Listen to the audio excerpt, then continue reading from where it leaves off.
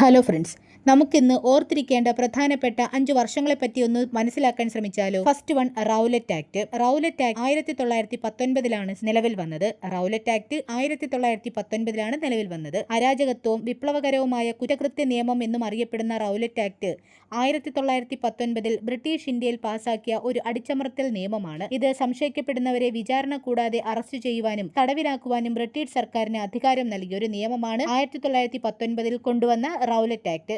Second one, ഖിലാഫത്ത് പ്രസ്ഥാനം. ഖിലാഫത്ത് പ്രസ്ഥാനം 1920 നിലവിൽ വന്നത്. ഖിലാഫത്ത് പ്രസ്ഥാനം 1920 നിലവിൽ വന്നത്. ഒന്നാം ലോക മഹായുദ്ധത്തിന് ശേഷം ഓട്ടോമൻ സാമ്രാജ്യത്തിന്റെ ശിഥിലീകരണത്തിനെതിരെയും തുർക്കിക്കെതിരായ ബ്രിട്ടീഷ് നയങ്ങൾക്കെതിരെയും 1919 ഇന്ത്യൻ മുസ്ലിങ്ങളായ അലി സഹോദരന്മാരായ മുഹമ്മദ് അലിയും ഷൗക്കത്ത് അലിയും മുഹമ്മദ് അബുൽ കലാം ആസാദും ചേർന്ന് ആരംഭിച്ച ഒരു രാഷ്ട്രീയ പ്രസ്ഥാനമാണ് 1920 ഖിലാഫത്ത് പ്രസ്ഥാനം. തേർഡ് വൺ, നിസ്സഹകരണ പ്രസ്ഥാനം. നിസ്സഹകരണ പ്രസ്ഥാനം 1920 നിലവിൽ വന്നത്.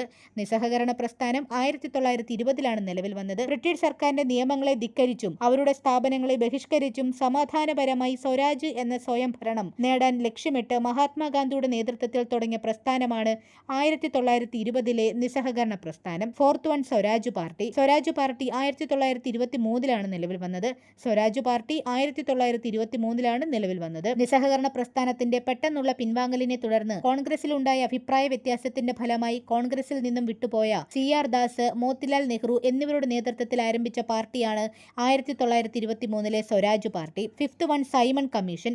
സൈമൺ കമ്മീഷൻ 1927 നിലവിൽ വന്നത്. സൈമൺ കമ്മീഷൻ 1927 നിലവിൽ വന്നത്. ഇന്ത്യയുടെ ഭരണഘടനാ പുരോഗതി വിലയിരുത്തുക എന്ന ലക്ഷ്യത്തോടെ 1927 ബ്രിട്ടീഷ് സർക്കാർ രൂപീകരിച്ചതും 1928 ഇന്ത്യയിൽ എത്തിയതുമായ 7 പാർലമെന്റ് അംഗങ്ങൾ ഉൾപ്പെട്ട ഒരു കമ്മീഷനാണ് സൈമൺ കമ്മീഷൻ. എന്നാൽ ഇതിലൊരു ഇന്ത്യക്കാരനെ പോലും ഉൾപ്പെടുത്താത്തതിനെതിരെ ഇന്ത്യൻ ജനത പ്രതിഷേധിക്കുകയുണ്ടായി. Subscribe our channel for more videos.